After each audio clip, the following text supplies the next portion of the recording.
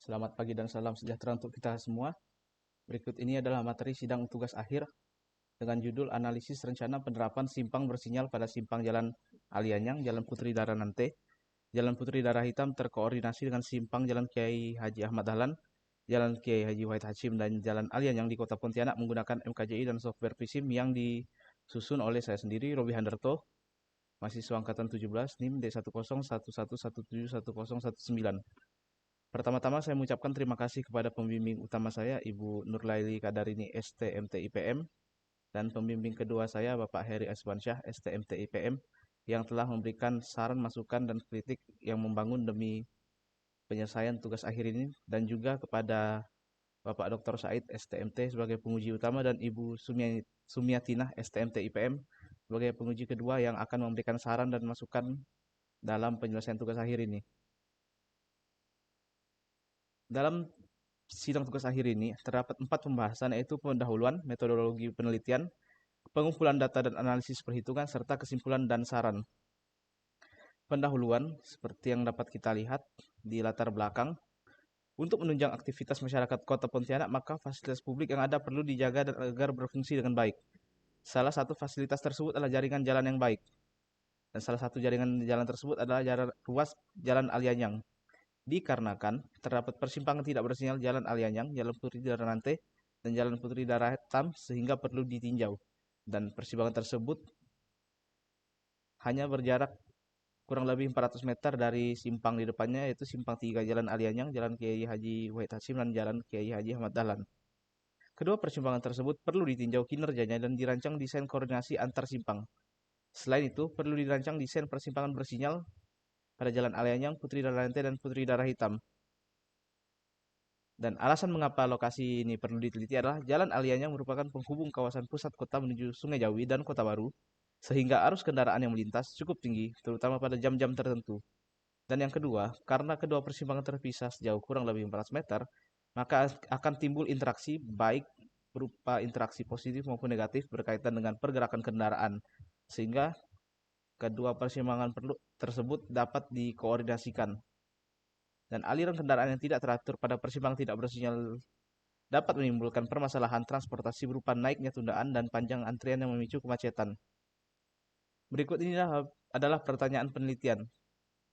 Yang pertama, bagaimanakah kinerja arus lalu lintas di simpang 4 Lengan Alianyang pada kondisi existing dan kondisi arus lalu lintas rencana 5 tahun mendatang berdasarkan metode MKJI 1997? Yang kedua, bagaimanakah kinerja arus lalu lintas di simpang 3 Lengan Alianyang pada kondisi existing dan kondisi arus lalu lintas rencana 5 tahun mendatang berdasarkan metode MKJI 1997? Yang ketiga, bagaimana langkah-langkah merancang penerapan pengaturan lampu lalu lintas pada simpang 4 Lengan Alianyang pada kondisi existing dan 5 tahun mendatang berdasarkan metode MKJI 1997? Yang keempat, bagaimana langkah-langkah merancang perubahan waktu siklus lampu lalu lintas pada simpang 3 Lengan Alianyang pada kondisi existing dan kondisi arus lalu lintas rencana 5 tahun mendatang berdasarkan metode MKJI 1997? Dan yang terakhir, apa saja langkah-langkah dalam perencangan koordinasi antar simpang bersinyal simpang Lengan Alianyang dan simpang 3 Lengan Alianyang menggunakan software PTP Visim 2022 Student Version?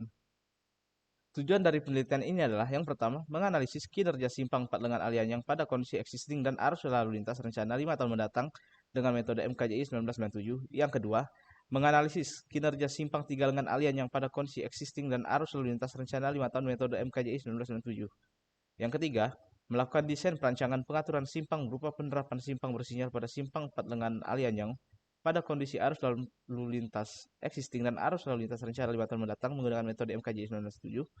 Yang keempat, melakukan desain perancangan ulang waktu siklus lampu lalu lintas simpang 3 Lengan Alianyang pada kondisi arus lalu lintas existing dan arus lalu lintas rencana 5 tahun mendatang menggunakan metode MKJI 1997. Dan yang terakhir, merancang koordinasi antar simpang bersinyal simpang 4 Lengan Alianyang dan simpang 3 Lengan Alianyang dengan bantuan software Visim. Manfaat penelitian ini adalah yang pertama, mahasiswa dapat menerapkan ilmu-ilmu teknik sipil, terutama ilmu rekayasa transportasi dalam memecahkan masalah yang terkait dengan bidang teknik sipil dalam kehidupan masyarakat. Dalam kaitannya masalah ini adalah masalah mengenai transport pergerakan kendaraan dalam bidang transportasi. Yang kedua, penelitian ini dapat menjadi salah satu sumber literatur mengenai penerapan rekayasa lalu lintas berupa lampu lalu lintas pada persimpangan tidak bersinyal dan koordinasi antar simpang bersinyal menggunakan metode MKJI dan software VSIM. Dan terakhir, penelitian ini dapat menjadi masukan dan pertimbangan bagi pemerintah Kota Pontianak dalam menangani potensi masalah lalu lintas yang dapat muncul pada simpang Jalan Alianyang, Putri Dari Hitam, dan simpang Alianyang, Jalan Wahid Hasim, dan Kiai Haji Ahmad Dahlan. Untuk membatas masalah, penelitian dilakukan pada simpang Jalan Alianyang, Putri Dari Hitam, dan simpang Jalan Alianyang, Kiai Haji Wahid Hasim, dan Kiai Haji Ahmad Dahlan, Kota Pontianak. Penelitian yang dilakukan pada lokasi penelitian berupa survei kondisi lalu lintas dan geometrik persimpangan berupa lebarnya dan panjang jalannya, panjang jalan koridor penghubung kedua persimpangan tersebut. Kendaraan yang dicatat dalam survei kondisi lalu lintas adalah sepeda motor, kendaraan ringan, dan kendaraan berat. Geometrik persimpangan yang disurvei hanya berupa dimensi persimpangan, panjang dan lebar persimpangan, dan jalan-jalan yang dihubungkan oleh persimpangan. Hambatan samping seperti volume kendaraan pada gang-gang sekitar persimpangan dan jumlah kendaraan parkir sembarang diabaikan. Penelitian dilakukan pada hari Sabtu dan Minggu mewakili hari libur, serta hari Senin mewakili hari kerja, yang dilakukan setiap hari pada pukul 6 pagi hingga jam 6 sore. Dan penelitian kondisi lalu lintas dilakukan secara langsung dan pengamatan volume lalu lintas menggunakan kamera CCTV. Metode yang digunakan dalam penelitian inilah adalah manual kapasitas jalan Indonesia 1997, sedangkan pemodelan lalu lintas yang digunakan adalah menggunakan software PTV VSIM 2022 Student Version. Penelitian ini tidak membahas analisis biaya dan konstruksi pelebaran lengan simpang dan pemasangan lampu lalu lintas. Acuan penulisan dan penyusunan tugas akhir ini didasarkan pada buku pedoman penulisan skripsi yang diterbitkan tahun 2015 oleh Fakultas Teknik Universitas Tanjung Pura, dan garis besarnya dalam penyusunan laporan ini adalah yang pertama bab 1 pendahuluan, bab 2 tinjauan pustaka, bab 3 metodologi penelitian, bab 4 pengumpulan data dan analisis perhitungan, bab 5 penutup, dan bab 6 adalah daftar pustaka serta yang 7 lampiran. Berikut inilah metodologi penelitian. Lokasi penelitian dapat dilihat di peta berikut yang diambil dari sumbernya Google Maps, di mana terdapat letak simpang Jalan Alianyang, simpang 4-nya dan simpang 3-nya yang tidak jauh, hanya sekitar 400 meter. Berikut inilah denah kasar dan foto situasi simpang 4 lengan Alianyang. Berikut inilah denah kasar dan foto situasi simpang 3 lengan Alianyang. Ini adalah diagram alir penelitian. Dimulai dari identifikasi masalah, studi literatur, pengumpulan data primer, sekunder, analisis perhitungan kinerja simpang 4 lengan Alianyang metode MKJI, simpang 3 lengan metode MKJI, dan perancangan simpang bersinyal untuk simpang 4-nya, serta dilanjutkan oleh desain perancangan simpang bersinyal dan perancangan desain koordinasi. Setelah itu pembahasan dan kesimpulan dan saran. Studi literatur yang digunakan adalah sebagai berikut: Manual Kapasitas Jalan Indonesia 1997, Dasar-dasar Rekayasa Transportasi karya Kisti dan Lal terbitan 2003, Aplikasi Pemodelan Lalu Lintas PTV VSIM 9.0 karya Prima J. Romadona dan kawan-kawan terbitan 2019, serta jurnal-jurnal penelitian dengan topik dan metode yang sama, serta data primer yang digunakan adalah data geometri persimpangan berupa lebar lengan simpang dan panjang koridor jalan penghubungnya. 2. Data volume lalu lintas pada simpang, data kecepatan kendaraan di lengan-lengan simpang, dan data pemanfaatan lahan, serta data sekundernya, data jumlah penduduk, identitas jalan, dan data pendukung lainnya. Metode yang digunakan dalam pengambilan ini adalah terdapat survei pendahuluan untuk mengetahui kondisi di lapangan sehingga dapat merencanakan apa saja yang perlu dilakukan survei di saat melakukan penelitian. Dan survei geometri persimpangan ada metodenya seperti berikut. Survei volume lalu lintas sebagai berikut, bisa dilihat di materi yang dipaparkan. Inilah langkah-langkah menghitung survei volume lalu lintas. Contoh formnya: survei kecepatan kendaraan, diambil survei kecepatan reduksi dan kecepatan konstan yang digunakan dalam pemodelan pada aplikasi PTV VSIM. Berikut adalah peralatan dan langkah-langkahnya. Ini adalah formnya. Dan survei pemanfaatan lahan yang digunakan pada perhitungan MKJ 1997. Berikutnya analisis metode MKJ 1997 terbagi dua, yaitu analisis kinerja simpang tak bersinyal, dimulai dari kondisi simpang, kapasitas simpang, derajat kejauhan simpang, penggunaan simpang, dan peluang antrian, serta analisis kinerja simpang bersinyal, dimulai dari geometriknya, kapasitas lengannya, rasio arus kendaraan, derajat kejenuhan, panjang antrian, angka henti, rasio kendaraan terhenti, tundaan lengan simpan, dan tundaan simpan.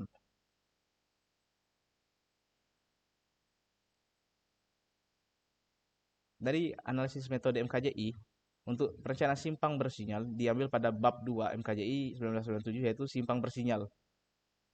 Khususnya bagian penentuan siklus-siklus fase-fase lampu lalu lintas.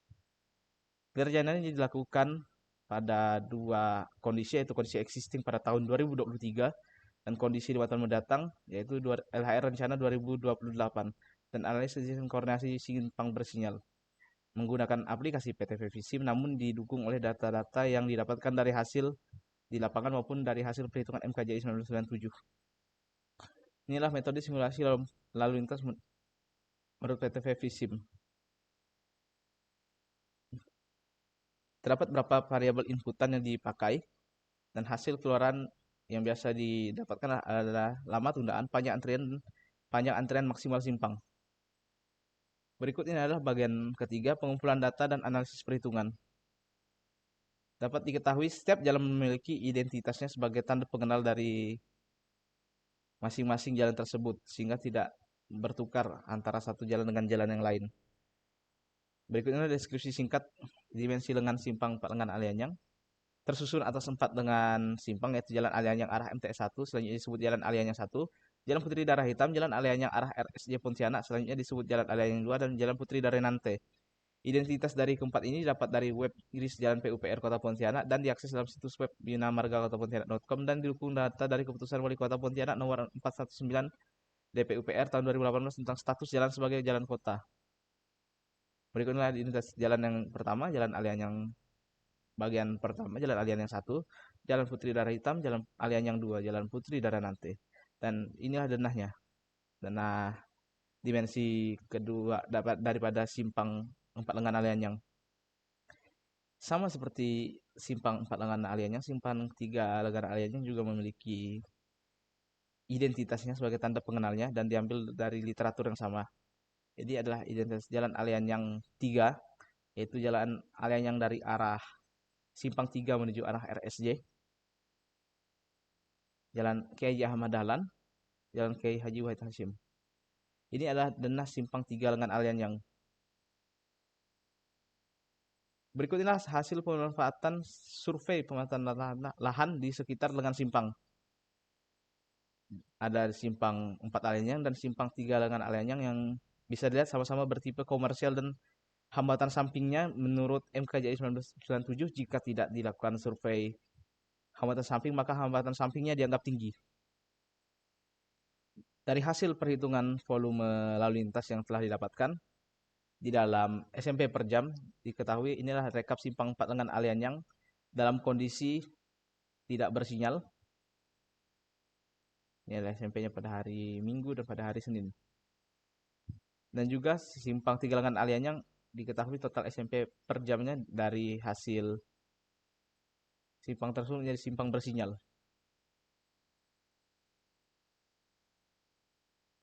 Kecepatan kendaraan, constant speed dan reduced speed. Sampel kecepatan kendaraan pada lengan simpang Alianyang 1 pada periode puncak. Inilah simpang tersebut. Waktu tempuh kendaraan yang digunakan untuk mencari offset dan bandwidth untuk perhitungan koordinasinya. Dan jumlah penduduk Kota Pontianak 5 tahun terakhir. Dan pada prediksi tahun 2023 dikarenakan pada saat pengumpulan data tidak ada data 2023 didapatkan sekitar 678.699 jiwa. Dan data jumlah kendaraan di Kota Pontianak yang dikumpulkan dari berbagai sumber. Untuk analisis kinerja existing simpang Padangan Alianyang, diketahui periode puncak pagi, siang, sore tidak sibuk adalah sebagai berikut dan contoh perhitungan diambil pada periode puncak pagi jam 7.08 pagi yaitu 3.612 SMP per jam. Nah, data dasar persimpangan, data LHR persimpangan pada pukul 7.08 pagi, lebar masuk rata-rata, kapasitas dasar simpang, kapasitas dasar simpang, dan kapasitas simpang ya, dengan berbagai faktornya didapatkan kapasitas simpang pada jam puncak pagi hari Senin adalah sebesar 2.511,770 SMP per jam. Derajat kejenuhannya didapatkan 1,438 sehingga diketahui bahwa simpang 4 lengan Alianyang pada kondisi tidak bersinyal sangat buruk dan tundaan lalu lintas simpang didapat dengan rumus TS tersebut adalah 53,142 detik per SMP per jam. Dengan berbagai perhitungan tundaannya, satuan geometrik sebesar 4, maka tundaan pada periode pagi adalah 57,142 detik per SMP. Peluang antrian pada simpang kondisi pagi sekitar batas bawahnya adalah 87% dan batas atasnya 185%, berarti peluang antriannya untuk terjadi kemacetan sangatlah besar. Inilah rekapitulasi analisis kinerja existing pada tahun 2023 dan dapat diketahui kondisi derajat kejenuhan pada simpang tersebut lebih dari 0,75 sehingga harus dilakukan peningkatan pengaturan berupa pemasangan lampu lalu lintas. Dan pada 2028 juga sama. Dan inilah perancangan simpang bersinyal metode MKJI pada kondisi existing. Diambil contoh pada hari Senin pukul 16.17. Pertama-tama kita tetap menggunakan kondisi lebar existingnya dan didapat hasilnya adalah bahwa waktu siklusnya melebihi waktu saran dari MKJI untuk 4 lengan, yaitu lebih dari 130 detik, didapatkan 1964 detik, sehingga harus dilakukan perancangan ulang dengan berbagai skenario dan dilakukan pelebaran. Ini adalah rencana pelebaran pada simpang 4 lengan Alianyang. Lengan utara 8 meter, lengan timur 12 meter, lengan selatan 8 meter, lengan barat 12 meter. Dan dilakukan uji coba terhadap 11 skenario. Berikut adalah denah rencana pertambahan lebar lengan simpang.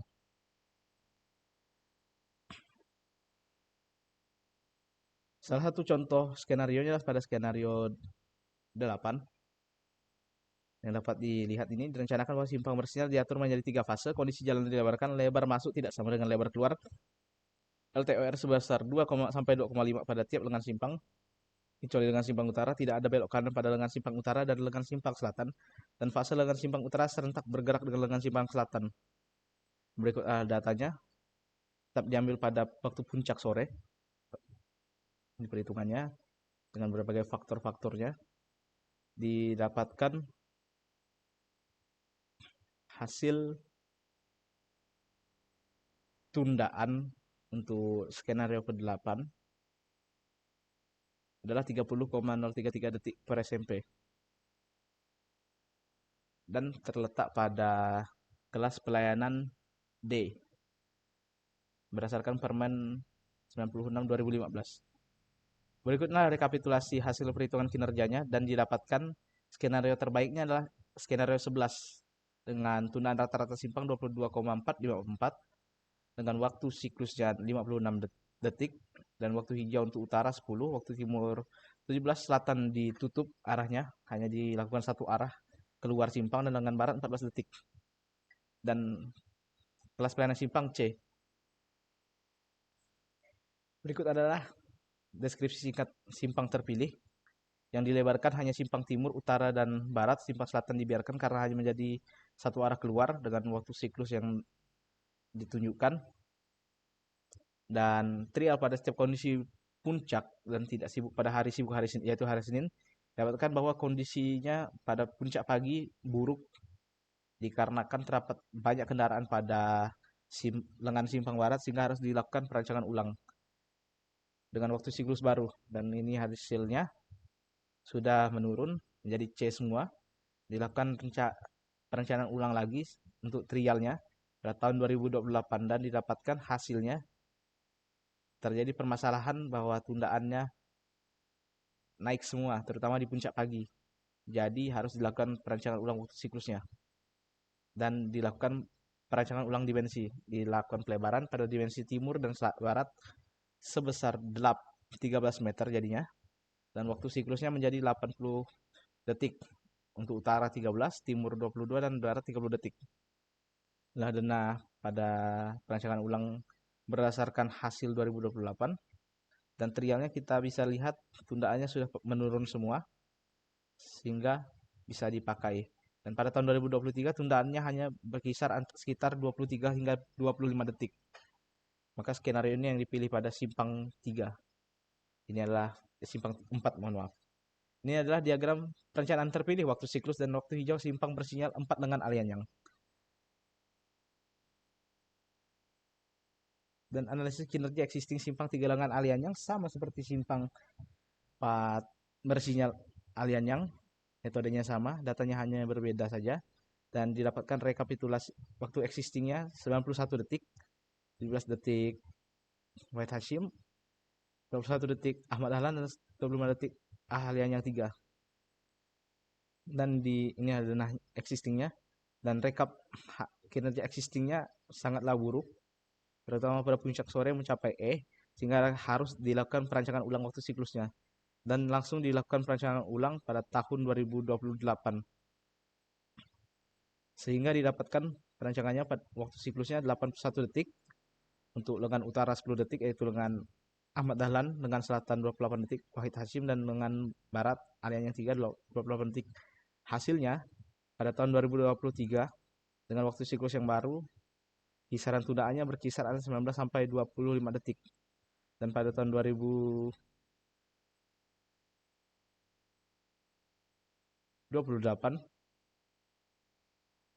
ini untuk arus rencana 2028 19 sampai 25 detik, dan 2023-nya berkisar 18 sampai 20 detik, sehingga sangat masuk dalam perencanaan yang direncanakan. Arus pelayanannya sudah membaik, sehingga arus ini yang dipakai. Inilah diagram perencanaan terpilih waktu siklus dan waktu hijau simpang bersinyal 3 lengan Alianyang. Dan dilakukan desain koordinasi sebagai salah satu upaya untuk semakin membuat kondisi kedua persimpangan menjadi lebih baik interaksi kendaraannya. Inilah rancangan waktu siklus koordinasinya terbagi dalam 6 alternatif. Pertama, kedua, ketiga, keempat, kelima, keenam. Yang membedakan adalah lama offset dan bandwidth. Di mana pada alternatif 1 bandwidth dan offsetnya mengikuti di lapangan. Yang keduanya offsetnya mengikuti, bandwidthnya disesuaikan. Dan yang sisanya dilakukan perancangan ulang pada offset dan bandwidth arah dari simpang 4 menuju simpang 3. Tata data masukan untuk pemodelan lalu lintasnya adalah kecepatan konstan dan kecepatan reduksi, volume lalu lintas yang telah dipengaruhi interaksi keduanya, lebar lengan simpang sesuai dengan yang kita dapatkan.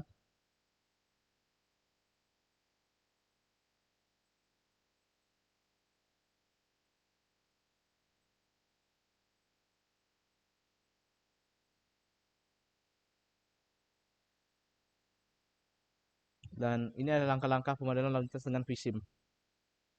Mulai dari network setting, menginput background image, sampai membuat konektor, hingga sampai ke melakukan trialnya. Dan contoh hasil trialnya di bawah ini. Pemilihan alternatif waktu siklus terbaik menggunakan metode tingkat pemilihan. Pada kinerja simpang dan efisiensi bandwidth. Hasil TP waktu siklus terbaik LHR existing 2023 dapat dilihat, dan hasil finalnya dari kinerja simpang dan efisiensi bandwidth menunjukkan bahwa alternatif 6 merupakan alternatif terbaik. Dan pada tahun 2028 juga sama, alternatif 6 merupakan alternatif terbaik, sehingga alternatif 6 diambil sebagai alternatif koordinasi kedua persimpangan dengan waktu siklus yang sama, yaitu 86 detik untuk simpang 4 dengan Alianyang. Pada kondisi koordinasi didapatkan waktu hijaunya 30 detik untuk barat, utara 13 detik, timur 28 detik, dan untuk simpang 3 lengan Alianyang kondisi terkoordinasi didapatkan kondisi utara 10 detik, selatan 24 detik, dan barat 37 detik. Berikut adalah desain koordinasi antar simpang bersinyal dan diagram waktunya untuk simpang 4 lengan Alianyang dan simpang 3 lengan Alianyang yang bergerak dalam kondisi serentak. Dan dari hasil VSIM didapatkan bahwa pada tahun 2028 dimensi lengan selatan simpang 3 lengan derajat kejenuhannya melebihi 0,85 yaitu 1,017, sehingga harus dilakukan perubahan hanya khusus pada lengan selatan dan pada tahun 2028. sehingga lengan-lengan masuknya dari 11,1 menjadi 12 meter, lebar masuk plus LTOR dari 5,8 menjadi 7,3, lebar masuknya menjadi 5,3 dari 3,8, dan lebar keluarnya 5,3 turun menjadi 4,7. Dan kinerja sebelumnya sudah terjadi perubahan untuk lengan selatan. Tundaannya turun dari 43,120 menjadi 36,550. Panjang antrian maksimalnya dari 32 menjadi 19, panjang antrian biasanya, dan panjang antrian maksimalnya dari 135 meter menjadi 112 meter, yang harus memang direduksi dikarenakan panjang simpang 3 ke simpang terdekatnya itu simpang Johar hanya berkisar 140 meter. Sehingga jika lebih dari 120 meter akan menyebabkan kemacetan. Dan derajat kejenuhannya turun dari 0,17 menjadi 0,729. Dan berikut adalah denahnya. Dan untuk sebagai pengetahuan dilakukan perbandingan kinerja hasil terbaik MKJI 1997 dan hasil koordinasi.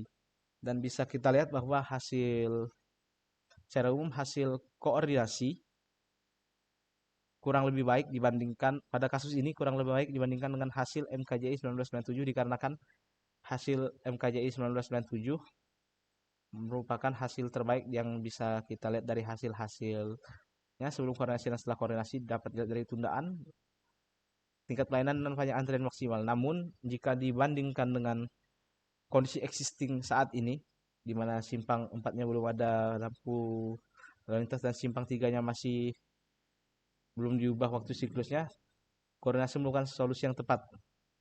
Berikut adalah kesimpulan dan saran. Dari penelitian di lapangan yang telah dilakukan pada 27 hingga 29 Mei 2023 pukul 6 pagi dan 18, diketahui bahwa hari puncak arus lalu lintas pada hari adalah hari Senin, 29 Mei 2023, dengan periode puncak kendaraan adalah pada pukul 16 sampai 17. Arus lalu lintas puncak pada periode tersebut adalah 2098 SMP per jam pada simpang tidak bersinyal 4 lengan Alianyang dan 1919,800 SMP per jam pada simpang bersinyal 3 lengan Alianyang. Dan dari hasil evaluasi kinerja simpang tidak bersinyal 4 lengan Alianyang berdasarkan metode MKJI 1997 pada kondisi existing, didapatkan hasil sebagai berikut. Dapat dilihat derajat kejenuhannya 1,364, tundaannya 248,172 detik per SMP, kelas pelayanan F, batas bawah peluang antrian sebesar 77,583, dan batas atas peluang antrian sebesar 162,393, sehingga perlu dilakukan perancangan ulang. Dan dari hasil penyelenggaraan simpang bersinyal menggunakan MKJI 1997 didapatkan waktu siklus terbaik selama 80 detik yang terbagi ke dalam 3 fase, yaitu fase lengan barat waktu hijaunya 30 detik, fase lengan utara 13 detik, dan fase lengan timur 22 detik. Selain itu, lengan utara dijadikan satu arah masuk simpang dan lengan selatan dijadikan satu arah keluar simpang. Semua lengan simpang yang diberi pengaturan lalu lintas dijabarkan dengan ukuran sebagai berikut. Lengan barat dari 10 meter menjadi 13 meter, 7 meter lajur masuk simpang, dan 6 meter lajur keluar simpang. Lengan utara dari 5 meter menjadi 8 meter, 6 meter lajur masuk simpang, dan 2 meter LTOR masuk simpang.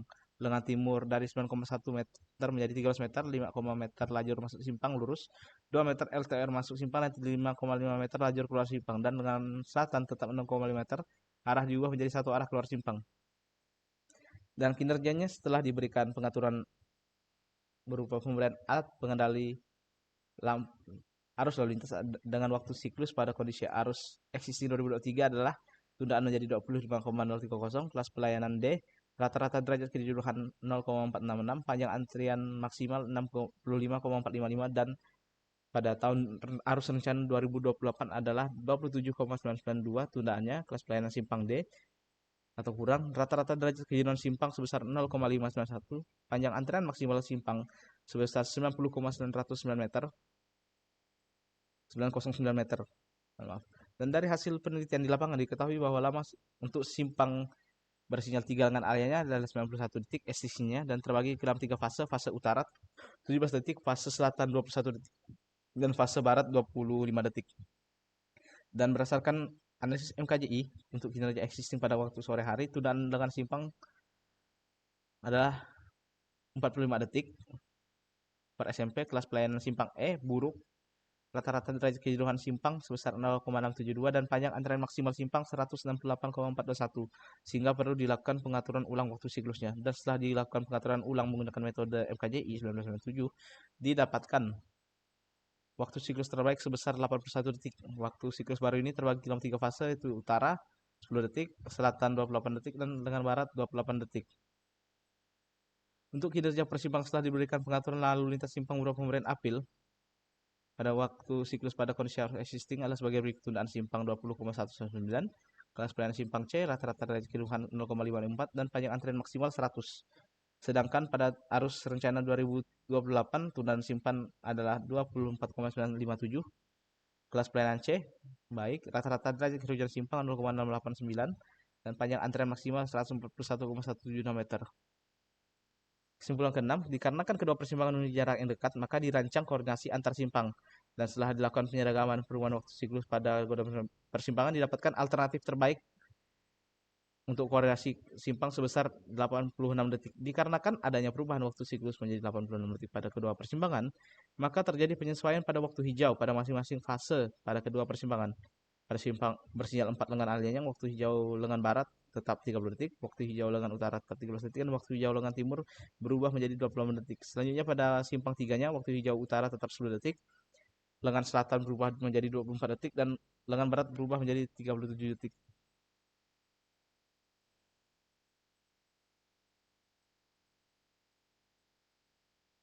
Kinerja simpang 4 lengan alian yang setelah diterapkan koordinasi antar simpang sesuai hasil pemodelan VISIM dan derajat kejenuhan dari MKJI 1997, kondisi arus lalu lintas existing 2023 setelah dipengaruhi rekayasa pengaturan persimpangan sebagai berikut: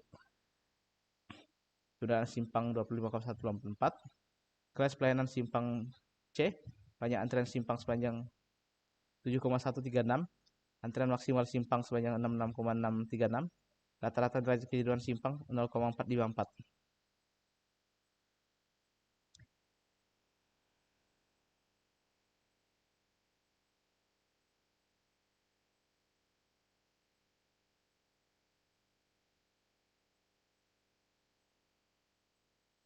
Sedangkan kinerja simpang 4 dengan alian yang setelah diterapkan koordinasi antar simpang sesuai modelan adalah sebagai berikut. Dan setelah diterapkan koordinasi antar simpang sesuai hasil pemodelan adalah sebagai berikut.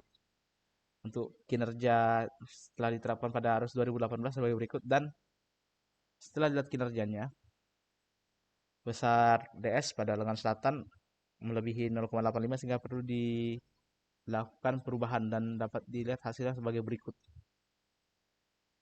Dan setelah dilakukan perbandingan kinerja sebelum sudah diterapkan koordinasi, diketahui bahwa kinerja terbaik memang pada kondisi rancangan hasil MKJI 1997, namun jika dibandingkan dengan kondisi existing tetap diambil koordinasi yang adalah alternatif terbaik untuk mengatasi masalah saat ini.